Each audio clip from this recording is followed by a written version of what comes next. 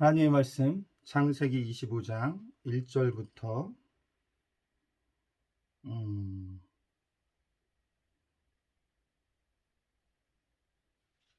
10절까지 같이 말씀 보시겠습니다. 아브라함이 후처를 맞이하였으니 그의 이름은 그두라라. 그가 시므란과 욕산과 무단과 미디안과 이스박과 수아를 낳고 욕산은 스바와 드단을 낳았으며 드단의 자손은 아스루 족속과 루두시 족속과 르음미 족속이며 미디안의 아들은 에바와 에벨과 한옥과 아비다와 엘다아이니 다 그두라의 자손이었더라.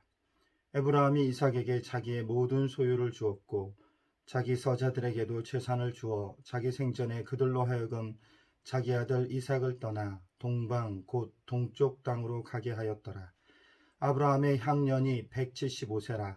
그의 나이가 높고 늙어서 기운이 다하여 죽어 자기 열조에게로 돌아가매 그의 아들들인 이삭과 이스마엘이 그를 마몰의 앞 해쪽 속 소알의 아들 에브론의 밭에 있는 막벨라 굴에 장사하였으니 이것은 아브라함이 해쪽 속에서 산 밭이라.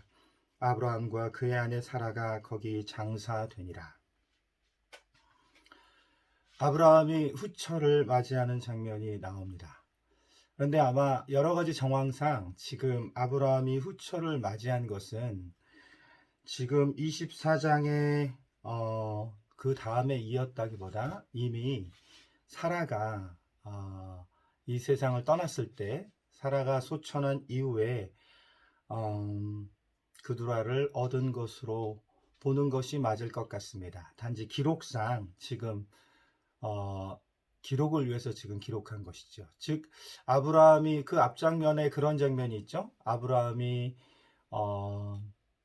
자신의 아들 이삭을 자신의 늙은 종이었던 엘리에셀에게 부탁하면서 이렇게 하는 여러 긴 장면들이 있는데 그 이전에 이미 아브라함은 사라가 세상을 떠난 이후에 그 이후에 그두라를 얻은 것으로 보고 성경의 기록상 지금 필요해서 지금 이렇게 기록한 것으로 보입니다. 그에게 몇 명의 아들을 그가 낳냐면 시므란, 욕산, 무단, 미디안, 이스박, 수아를 낳게 됩니다. 6명을 낳게 됩니다. 여러분들 마음속에 생각하고 있는 거 저도 생각하고 있어요. 대단하지 않습니까? 아브라함이 175세에 죽는데 그 전까지 6명을 더 낳았어요. 하갈을 통해서 이스마엘을 첫 아들로 낳았고요. 그리고 믿음의 씨 이삭을 사라를 통해서 낳고 그 이후에 더 많은 6명의 아들들을 그두라를 통해서 얻었다. 아브라함이 100살에 낳았고요. 100살에 이삭을 낳았고요. 그리고 그 뒤로 사라가 이 세상을 떠나게 되죠. 사라가 떠난 이후에 후처인 그두라를 맞았을 것입니다. 물론 그 전에 했을 수도 있지만 여러 가지 정황상 사라가 살아있을 때 아브라함이 후처를 얻은 것 같지는 않아요. 그러면 100살이 훌쩍 넘어서 제가 지금 사라의 나이를 따로 보지는 않았지만 어쨌든 그 이후에 또 후처를 얻어서 자식을 낳았다. 여러분 요즘 그런 표현 씁니다. 활력이라는 표현 쓰죠. 정말 활력이 대단한 그런 사람이었음을 보게 됩니다. 그런데 이 모습들을 통해서 성경에서 보여주는 이 기록을 볼 때 아브라함이 얼마나 그가 육체적으로도 강건하였는가 하는 그러한 모습을 보게 됩니다. 하나님의 사람이요 정신적으로 믿음적으로 강하면 그의 육체적으로도 강해지는 것 같아요. 특히 요즘에 만병의 근원이 뭡니까? 만병의 근원이 스트레스입니다. 그런데 그 스트레스라는 것이 어떻게 다루어집니까? 실은 스트레스는 몸으로 다루어지는 것이 아니라 마음과 정서, 그의 영혼으로 다루어지는 것이죠. 아브라함에게 왜 스트레스 받는 일이 없겠습니까? 근데 스트레스라는 것은 누구나 다 있습니다. 근데 그 스트레스를 어떻게 극복하고 잘 해가는가? 아브라함의 그의 삶을 통해서 볼 때 그는 분명 그의 삶에서 이러한 것들이 있었죠. 왜 스트레스가 없었겠습니까? 근데 그것이 믿음 안에서 잘 극복되어지자 그의 믿음뿐 아니라 그의 육체까지도 강건하여서 지금 후처를 얻어서 오히려 그 이전에 얻었던 그 아들들보다 더 많은 6명의 아들이 되고 그들이 이후에 여러 민족이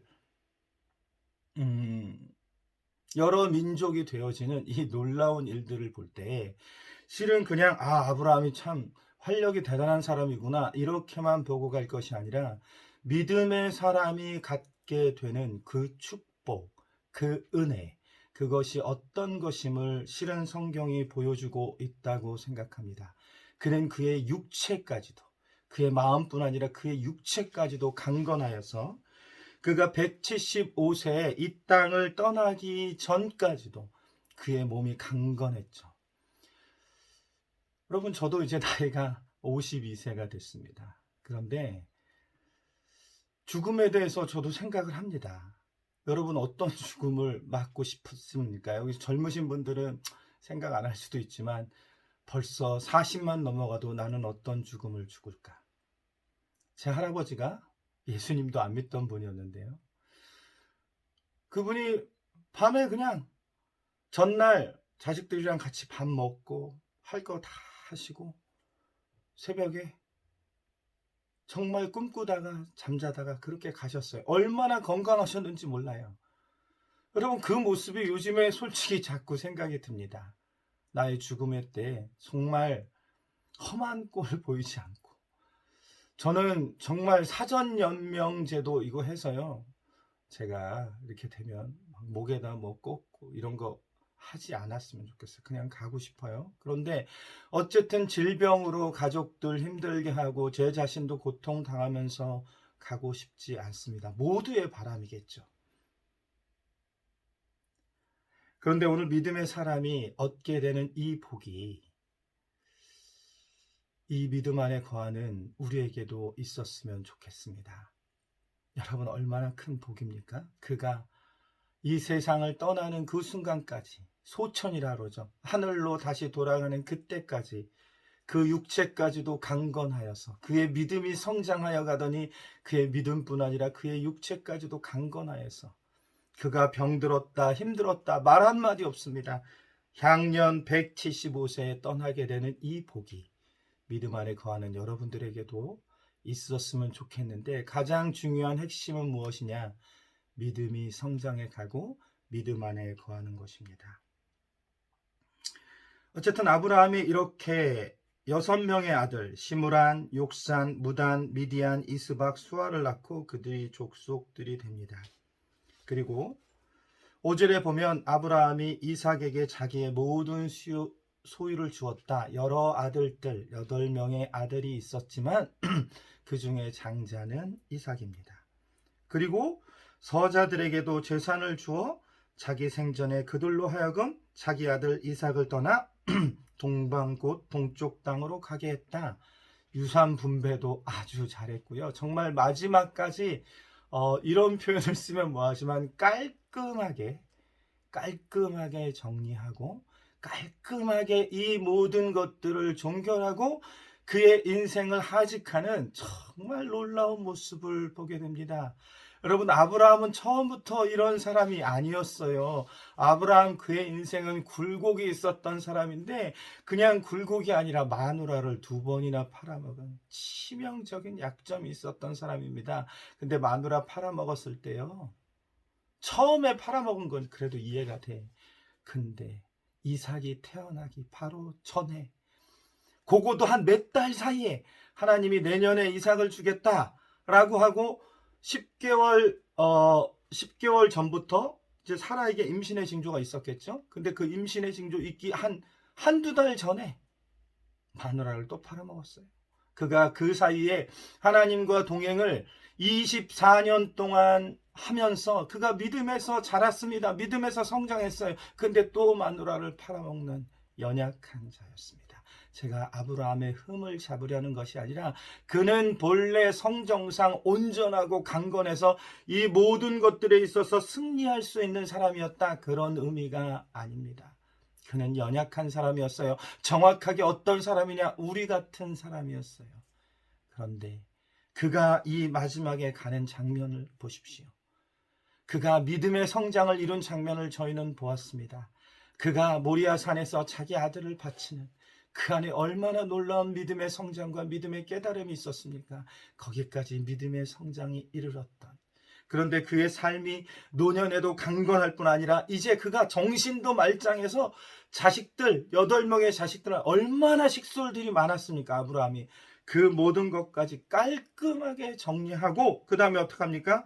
7절에 아브라함의 향년이 175세라 그의 나이가 높고 늙어서 기운이 다하여 죽어 자기 열조에게 돌아갔다라고 말하는 것처럼 우리가 이런 죽음을 맞았으면 좋겠습니다.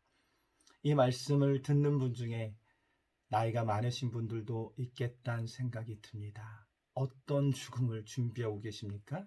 어떻게 여러분들의 믿음을 준비하시겠습니까? 단 한 가지, 주님 안에서 믿음을 키워가십시오. 주님 앞에 깊어가십시오. 주의 말씀 앞에 깊어가십시오. 기도하십시오. 주님께 집중하십시오. 그것이 여러분들의 몸과 여러분들의 정신과 모든 삶들을 온전하게 이끌어가는 것입니다. 여러분들의 건강과 여러 가지 복들을 위해서, 이 땅에서 이러한 복들을 위해서 이렇게 건강하고 정신을 맑기 위해서 믿음을 키워가라는 말이 아닙니다. 앞뒤가 바뀌면 안 됩니다.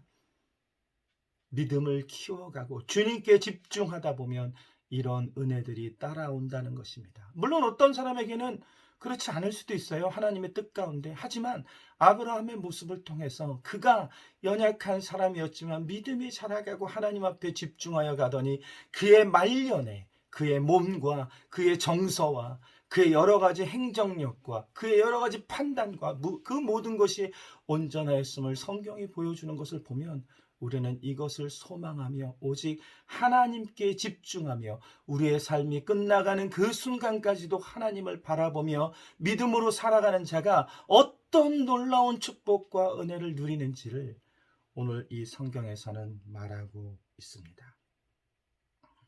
그리고 그가 막벨라 굴에 장사됩니다. 이곳은 사라가 장사된, 사라가 묻힌 그 옆에 누워서 아브라함이 자신의 삶 175세의 삶을 마무리하게 됩니다. 여러분, 어떤 삶을 살고 싶으십니까? 어떤 은혜 가운데 거하고 싶습니까? 여러분들도 아브라함과 같은 은혜 가운데 거하고 싶으시죠? 저도 마찬가지입니다. 그런데 소망한다고 다 되지 않더라고요. 우리가 원한다고 다 되지 않더라고요. 무엇이냐? 그 원함에 대한 대가를 지불해야 됩니다.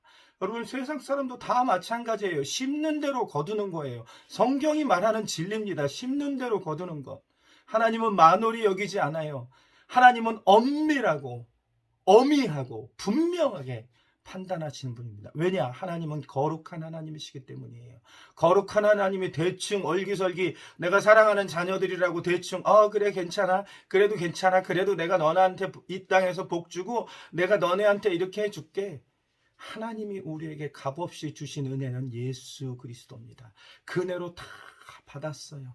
그런데 어떤 사람은 이 은혜를 받은 사람이 믿음을 주 하나님 아버지 앞에 키워가서 에녹처럼 엘리야처럼 주와 동행하다가 천국에 들림받는 사람이 있는데, 어떤 사람은 그의 삶이 비참하여서 삼손처럼 그의 삶이 비참하게 떠날 수도 있고요. 여러분, 성경에 보면 비참하게 가는 사람 참 많이 있지 않습니까? 어떤 사람은 믿음에서 떠나는 사람도 있고요. 어떤 사람은 믿음에서 산다고 하지만 마치 불 가운데서 구원받은 것처럼 그런 삶을 삽니다. 하지만 우리의 믿음의 조상 아브라함이 어떻게 살았고, 그가 믿음 안에서 성장하여 갔던 것이 어떠한 모습을 보이고, 그가 하나님을 끝까지 사랑하면서 살았던 그 삶이 어떠한 복으로 이 땅에서 남아있는지를 오늘 성경에서 우리에게 보여주는 것을 보면서 우리가 더 하나님 앞에 집중하면서 살아갔으면 좋겠습니다. 주님과 동행하십시오. 혼자 살지 마세요. 혼자 사는 게 아니라 마귀 따라 사는 삶인 거 아시죠? 혼자 살 것 같죠? 혼자 결정으로 살 것 같죠? 무엇이 여러분들을 움직입니까? 무엇이 우리를 움직입니까? 우리의 욕구들이 움직여요. 욕구는 누가 가지고 장난을 쳐요? 사단이 가지고 장난을 쳐요. 우리의 육체적인 욕구 쫓아가는 게 결국 사단이 좋아하는 일 하는 거예요. 여러분들 그렇게 사실 거예요? 여러분들 그렇게 살고 싶으면 그렇게 사세요. 하지만 그 결과는 누구도 보장 못합니다. 하지만 주 안에 사는 사람은 그의 삶이 어떤 끝의 삶을 살던 이 땅에서 어떤 삶으로 하직을 하건 분명 그의 정신과 그의 마음만은 그의 영혼만은 온전할 것입니다. 물론 어떤 분은 질병으로 이 세상을 떠날 수도 있어요. 그런데요, 여러분, 믿음에서 서 있는 사람이 질병으로 돌아가시는 장면 본 적 있으십니까? 이런 표현 뭐하지만, 물론 그분 가운데 고통 가운데 가신 분 뭐하지만 너무 아름다워요. 그가 질병 가운데 갈지라도 다른 사람들을 구원하더라고요. 깜짝 놀라는 거예요. 그 큰 고통 가운데 머무는데도 그가 이 세상을 떠나는 그 장면이 너무 감동적인 거죠. 왜냐? 놀라운 하나님의 평안 가운데 있는 것입니다. 여러분, 스데반은 이 세상을 어떻게 떠납니까? 돌에 맞아서 죽어서 갑니다. 얼마나 끔찍하게 가는 거, 저는 생각만 해도 끔찍해요. 그런데 스데반이 그렇게 갈 때 그의 삶이 그냥 끔찍했습니까? 아니요. 그의 삶은 참 복이 되고 너무 아름다운 삶이었습니다. 하늘의 문이 열리고 보라, 주께서 번쩍 서서 나를 보시는구나 라고 고백하며 가는 그 모습을 보면서 여러분들 무엇을 느끼십니까? 오늘 이 아브라함의 마지막 장면을 보면서 무엇을 느끼십니까? 주 안에 거하십시오. 기도하십시오. 말씀 보십시오. 주님을 묵상하십시오. 이것에 집중하십시오. 여러분들의 생활할 것 하되 주 앞에 묵상하고 주님과 교제하고 주님을 사랑하고 주님께 집중하는 것을 절대로 놓치지 마시고 그렇게 주님을 집중하는 삶으로 여러분들의 다른 삶을 만들어 가셔야지, 여러분들이 분주하게 하면서 마치 곁다리처럼 껴붙이는 것처럼 그냥 주일에 교회 한번 오는 거, 이런 식으로는 여러분 안 됩니다. 믿음의 삶을 살아갈 수가 없어요. 주님 앞에 집중하고 살아감으로 말미암아 정말 여러분들의 삶도 아브라함처럼 노년에 복이 되는 삶, 그리고 정말 여러 판단이나 정서나 그의 영혼까지도 맑고 분명하여서 이 세상 떠나갈 때 다른 사람 괴롭히지 않고 스스로도 참 만족감을 느끼고 이 세상을 떠나갈 수 있는 그런 믿음의 사람들 되었으면 좋겠습니다. 이 말씀을 듣는 여러분들 한 분 한 분에게 그런 주님의 은혜가 있으시기를 간절히 소망합니다.